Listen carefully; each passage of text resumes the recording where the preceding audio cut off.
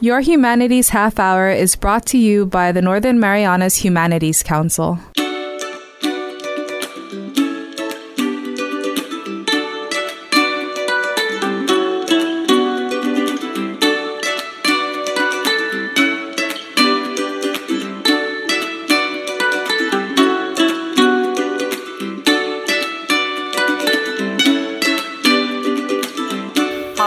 And Piro, welcome to Your Humanities Half Hour. I'm Catherine Perry, and today we're speaking related to Oral Cancer Awareness Month, which was actually last month, but this is a growing issue in our community, and I'm so grateful to have in studio Mevlin Taitano Sakisat here to share his story. Melvin, thanks for making time to join us today.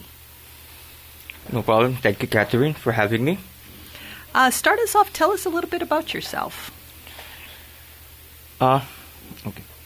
My name is Mevlin Taitano Sakisat, and I've been an oral cancer survivor since 2017.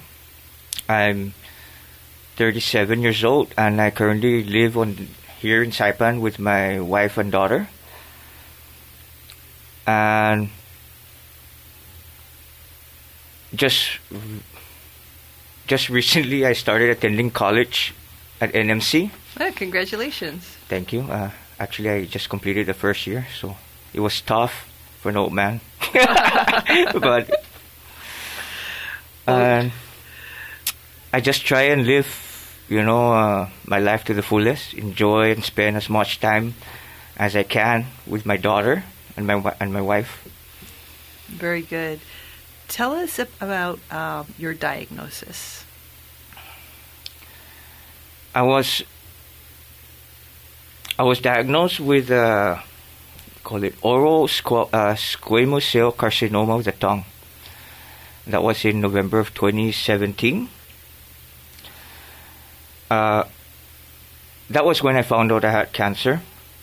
But I first noticed the symptoms in August. There was a small, tiny lump, and it was painless. So I thought it was nothing, so I ignored it.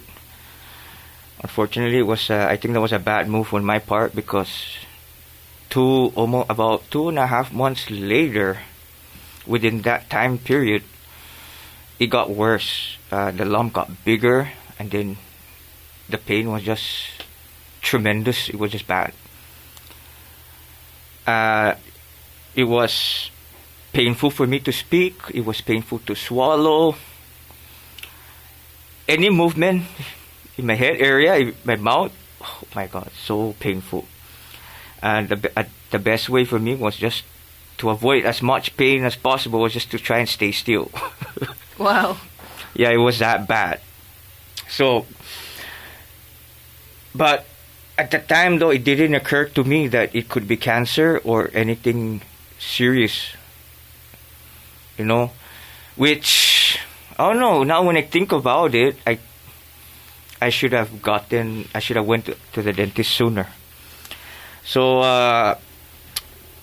one day in late October, I was brushing my teeth, and I forgot about that lump under my tongue, which, and I was just brushing, gently, but accidentally ran the toothbrush over that lump, and the pain was so bad, and that was when I said enough was enough. So a few days later, I scheduled an appointment to see the dentist at Saipan 7-Day Adventist Clinic. So when I saw Dr. Kim Myung and Dr. Ken Pearson at SDA. The look on their faces after they saw they didn't even touch my mouth yet, but they told me to open. I saw the look on their faces, and I got scared, because that's when, at that moment, the word cancer started popping out of my mind. So they Dr. Pearson did a biopsy. It's a full excision. He took out the whole mass or tissue or tumor from my tongue. And I did feel a whole lot better after that. But Dr. Pearson told me that he is very certain that it was cancer. And he was more concerned that it may have already spread to my lymph nodes. So the samples came back positive for tongue cancer. So yeah, that's, that news is it's devastating really. But despite all that emotions I was going through, I was in denial, anger, depression. The only way actually was forward. There's nothing else. There's no going back, right? And I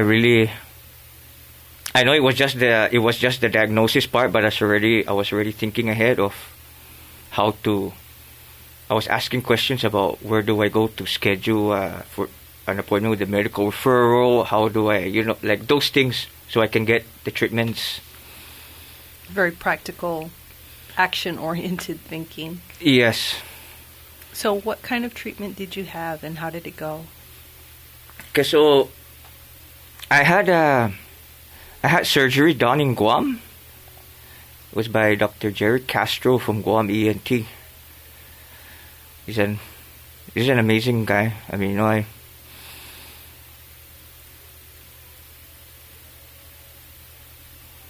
I'm so grateful. I love that guy to death. I swear, I'm forever grateful to him. But there was when I went to Guam, the CT scan confirmed Dr. Pearson's suspicion. There was no cancer showing on my tongue, but it showed that the tumor was getting big in one of my lymph nodes in my right neck. Thankfully, it did not. It just stayed. Thankfully, that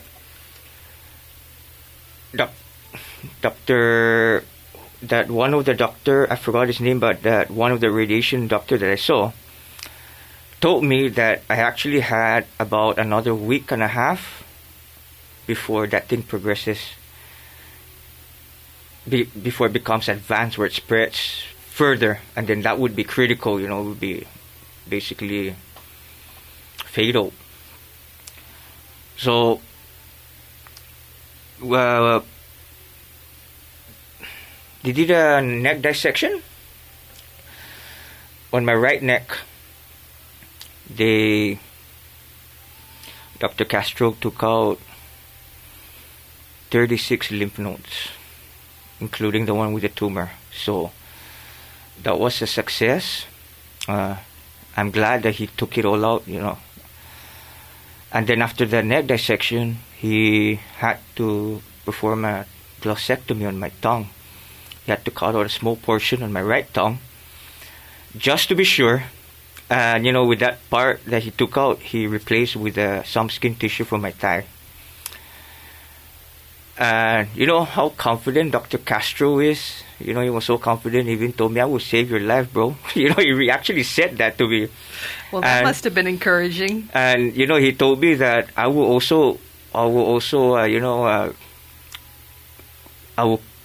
keep your speech mostly intact.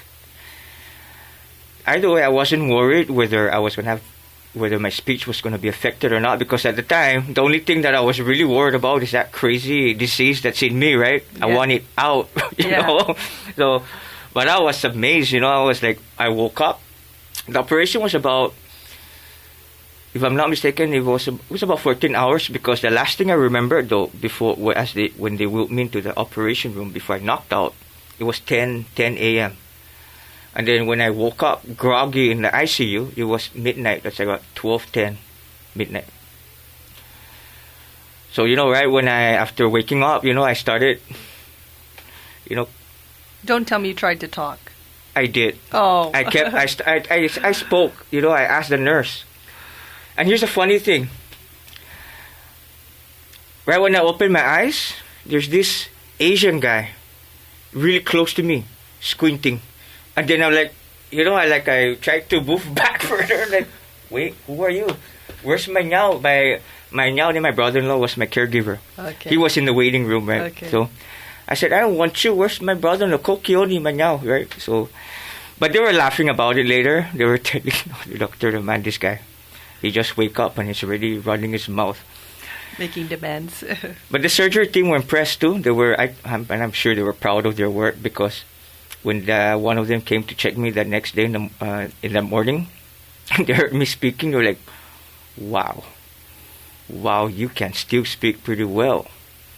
Then I said, why? Were you guys expecting I was going to be, like, I wasn't going to be able to? They said, no, it's just that, wow, you really are, you're really strong. You push yourself. I said, yes, I did push myself to talk.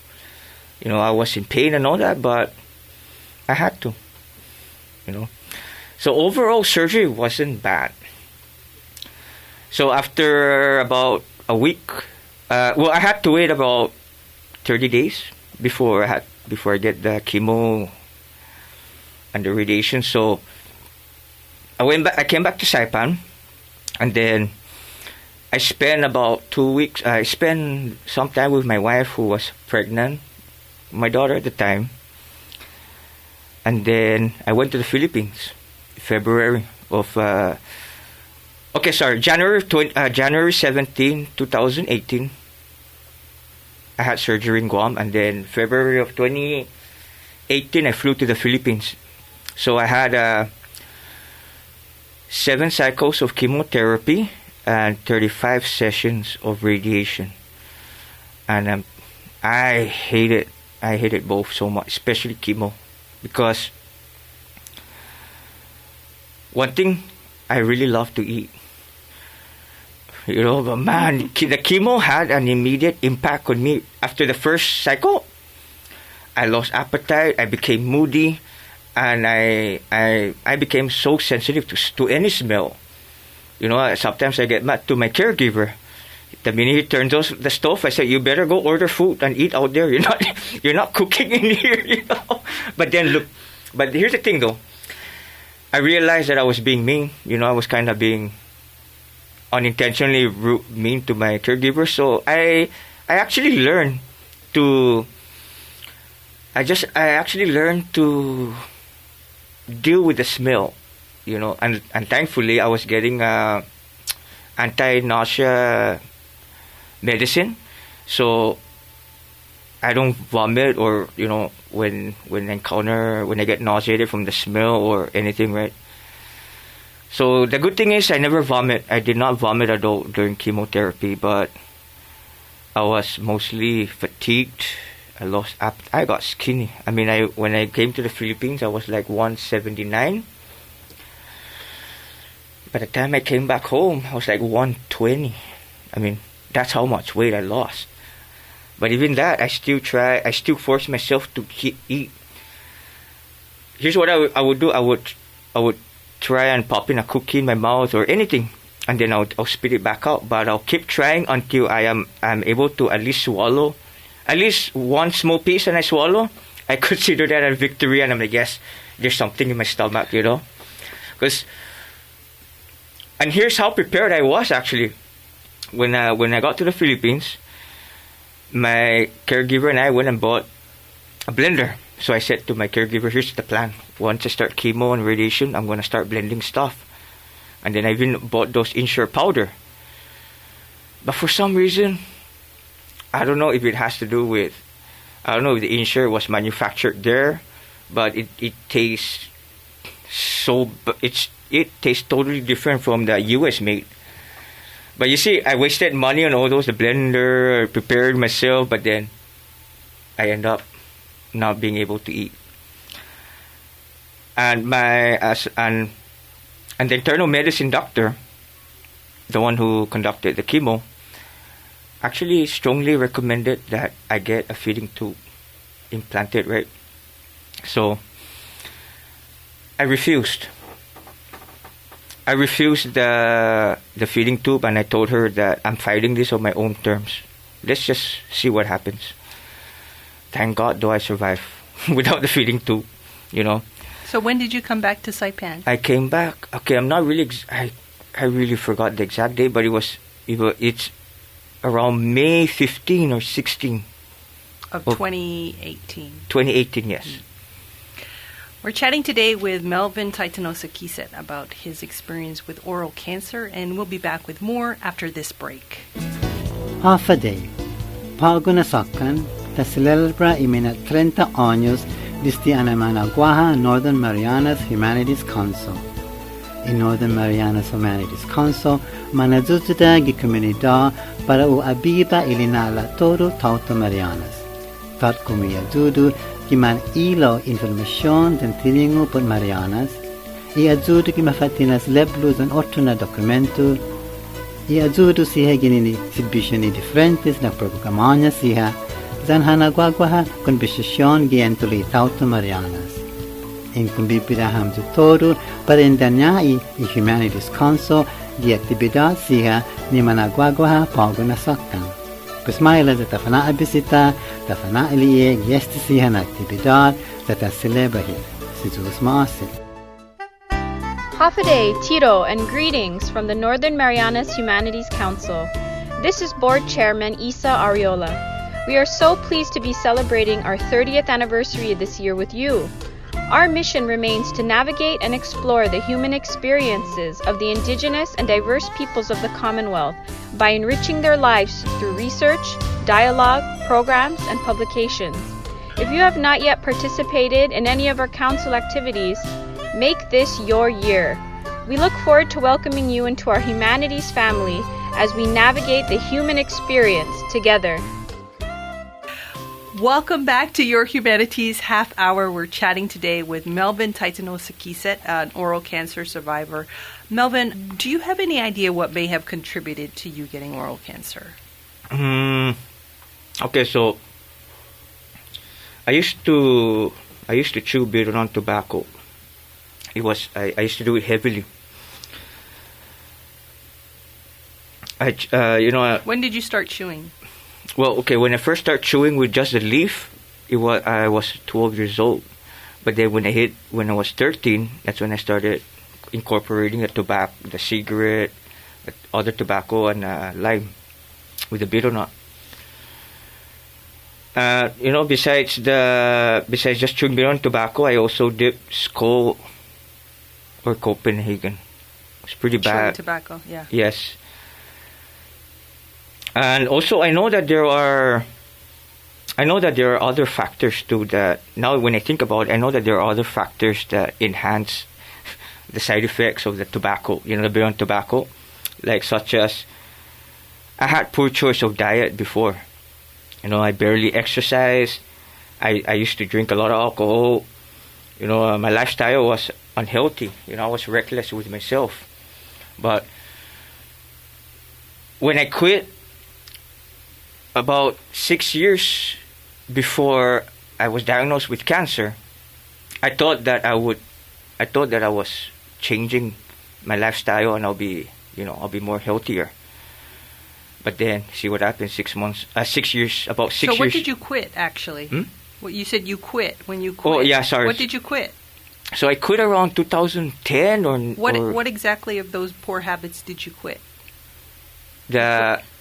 The chewing bitter, all chewing tobacco and bitter nut. Oh. I quit. You quit 6 years before you were diagnosed. Yes. So I thought that I was going to be on my way to a healthier lifestyle, but unfortunately it happened. So here's what I believe. Now when I think of it, in my case, right, I chewed for many years. So I believe that the cancer had already started somewhere, maybe towards the end before I quit. So it was just a matter of time of when it's going to start showing up. Because the thing with oral cancer, it's difficult to detect when it's early. They're unpredictable. For oral cancers, the symptoms don't show up until it's malignant or advanced stages. So I believe that chewing bitter nut not believe. I know in my heart that chewing attributed to the cause of my cancer. You had mentioned when we were chatting before the show that one of the, I don't want to say the best parts, but one of the strengths of your story and the story of many oral cancer survivors here in the Marianas is the support network. Oh yes. You know, when I told my sister that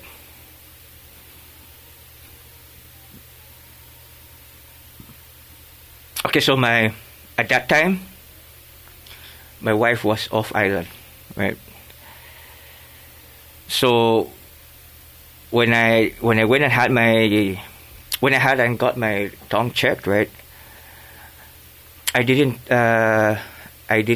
told my sister about it, and then right away she offered that I'm gonna come with you to your on the day we're gonna get your results.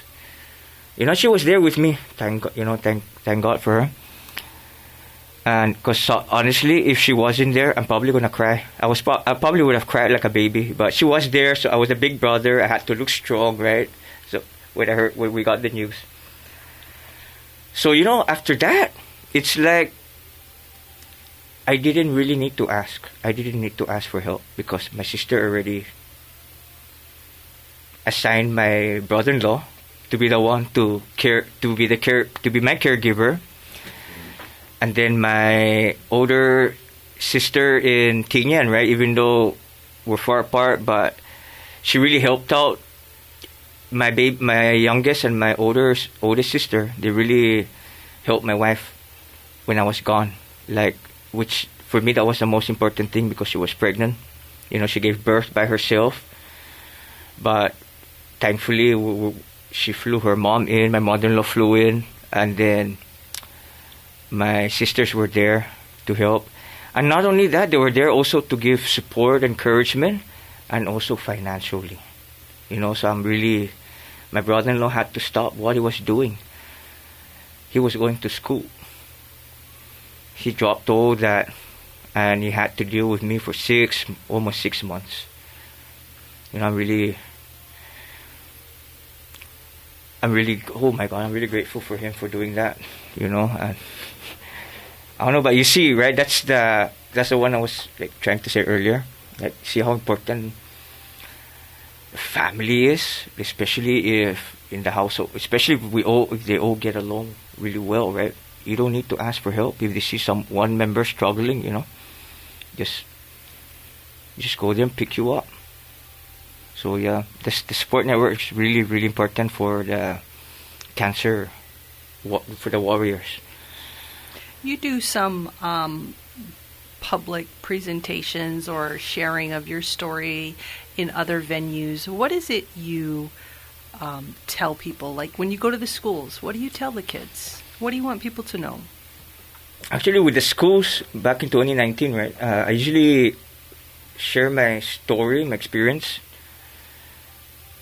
Especially, and I emphasize really on the chewing part, because I tell the kids that I chew heavy. You know, I tell them that besides the bitter nut, the cigarette, I dipped. I use Copenhagen, Redman, you know, even the twisted tobacco. Like I told them, I did all that, and actually I think some of the kids were surprised because some of them asked me, so how many times do you chew in a day? Then I told them, try imagining 4 or 5 bags. Really? Yeah, that's how bad it was. Wow. You know, for real, that's how bad it was. And I told them that I felt good. But you gotta remember that what makes you feel good can also make you feel bad, you know? So, and on top of that, I also told them about, you know, the importance of, you know, taking care of their body, their health, you know, avoid the bitter tobacco, you know, and because, you know, what was that? This one story. I want a quick story. I think this was at Southern High School. So I shared my story to the students there, and then after my presentation, right after my testimonial, one of the students came to me, right, and she said to me, "Sir, I like your story, sir, and I'm glad you're doing okay now.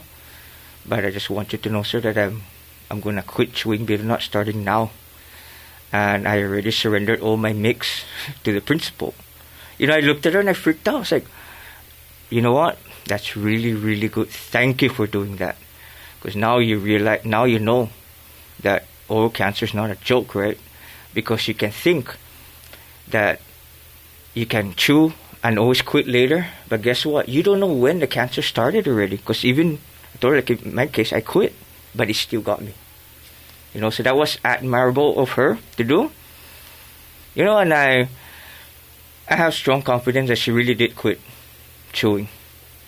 But yeah, that part made me a little proud of myself, because my story was able to persuade, right, someone into changing their minds about chewing betel nut tobacco away.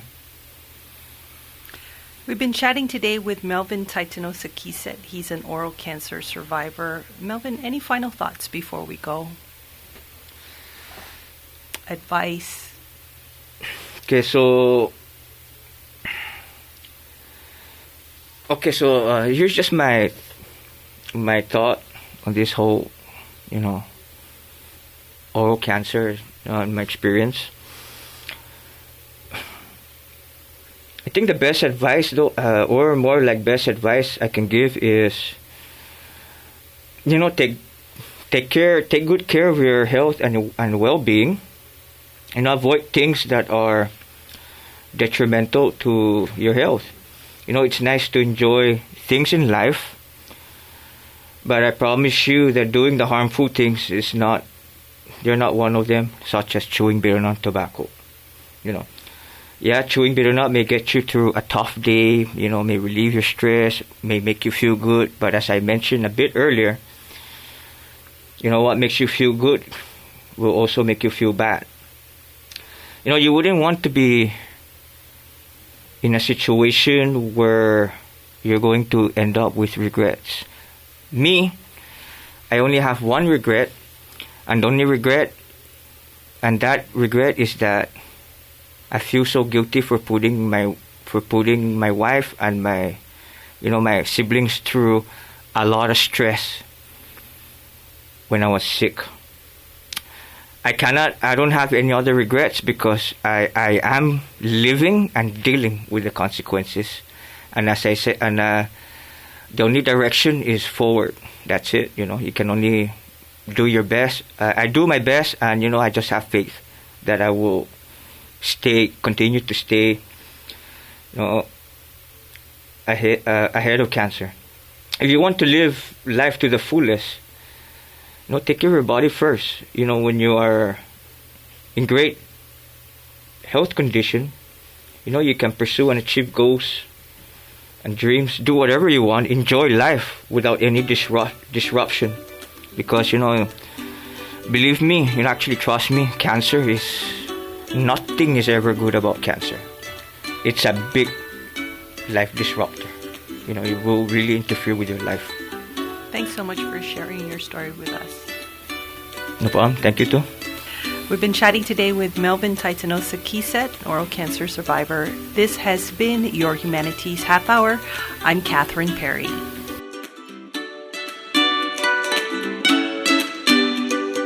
This program was supported by a We the People grant awarded to the Northern Marianas Humanities Council from the National Endowment for the Humanities. Any views, findings, conclusions, or recommendations expressed in this program are those of the participants and do not necessarily represent those of the National Endowment for the Humanities or the Northern Marianas Humanities Council.